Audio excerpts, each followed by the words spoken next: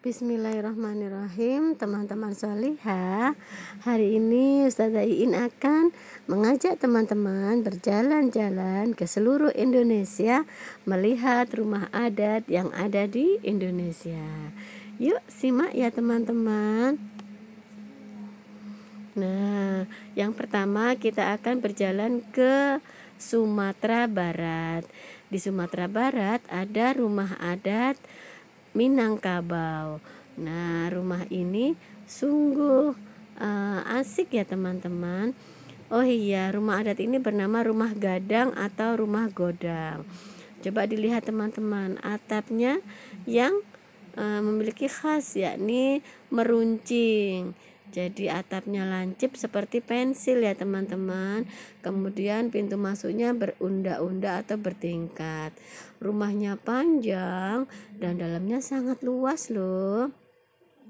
Nah, kemudian kita lanjut kedua, yakni rumah adat suku Baduy yang ada di wilayah Banten.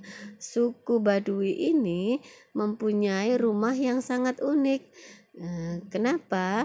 Karena rumah ini memiliki bangunan yang sedikit lebih tinggi dari rumah panggung. Tingginya mencapai 1,5 meter.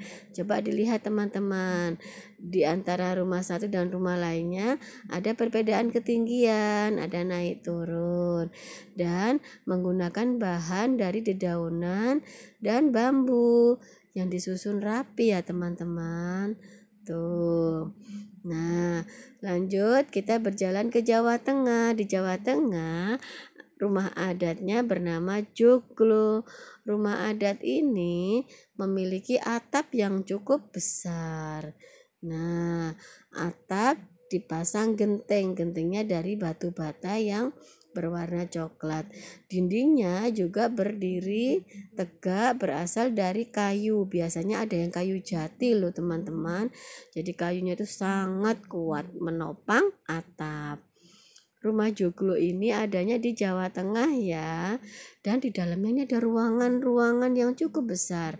Ruang tamu, ada ruang tidur, ada dapur yang cukup luas loh. Nah, lanjut kita berjalan ke Bali. Rumah adat Bali itu banyak loh teman-teman. Namun Ustazah ambil satu saja ya, yang bernama Angkul-Angkul. Rumah ini memiliki bentuk seperti gapura. Nah, lihat, kanan dan kiri atap juga ada di dinding-dindingnya itu berupa ukir-ukiran yang bagus. Pintunya juga ada ukir-ukiran ya teman-teman, seperti istana. Namun di depannya ini juga ada patung. Nah, di Bali banyak dihuni oleh orang-orang yang beragama Hindu dan Buddha. Jadi mereka sangat menyukai patung. Tuh. Sekarang tapi sudah banyak loh umat Islamnya. Lanjut kita jalan-jalan ke Sulawesi Selatan. Di Sulawesi Selatan, nah ini ada rumah adat juga namanya Tongkonan.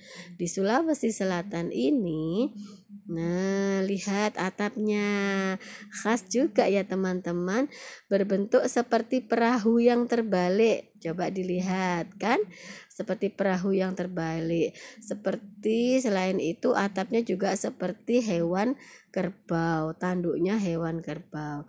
Mirip dengan yang di Minangkabau tadi, tapi kalau ini tidak lancip. Kalau Minangkabau tadi lancip seperti pensil. Nah, lihat rumahnya ini diberi kaki-kaki atau disebut juga rumah panggung ini.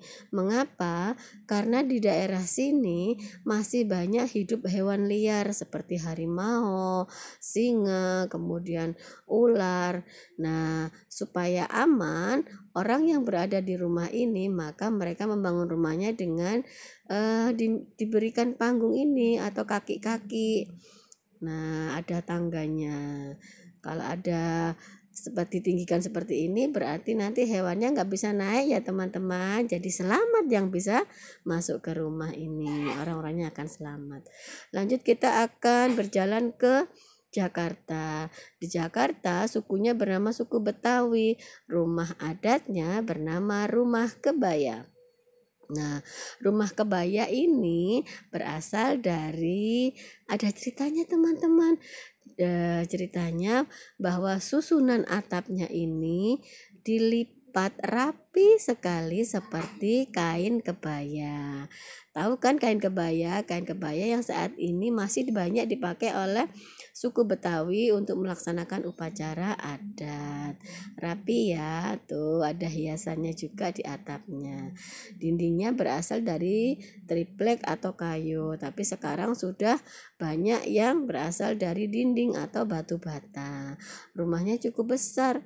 Nah, kalau teman-teman tahu dulu rumahnya Sidul, ya ini rumah kebaya. Lanjut yang terakhir, kita akan berjalan-jalan ke Papua. Di Papua ada namanya Rumah Honai. Lihat, Rumah Honai ini atapnya berbentuk apa? Setengah lingkaran ya teman-teman. Nah, berasal dari daun-daunan atau ilalang. Ilalang yang kering kemudian disusun rapi, dan juga kayu-kayunya. Coba dilihat teman-teman, rumah Honai ini tidak memiliki jendela, oleh karenanya cahaya matahari tidak dapat masuk, begitu juga udara. Nah, kenapa dibuat seperti ini? Ini dimaksud agar angin tidak bisa masuk ke dalam rumah dengan banyak. Mengapa? Karena rumah Honai ini yang penduduknya di Papua ini berada di daerah dataran tinggi atau perbukitan yang memang Allah mengaruniakan suhu udara yang dingin sekali. Jadi kalau kita masuk ke dalam rumah Honai, kita jadi hangat loh teman-teman. Nah, sekian cerita dari Ustazah Iin. Kapan-kapan kita jalan-jalan ke sana ya. Siapa yang mau? Yuk, silakan melanjutkan aktivitas. Terima kasih sudah mendengarkan Ustazah. Assalamualaikum.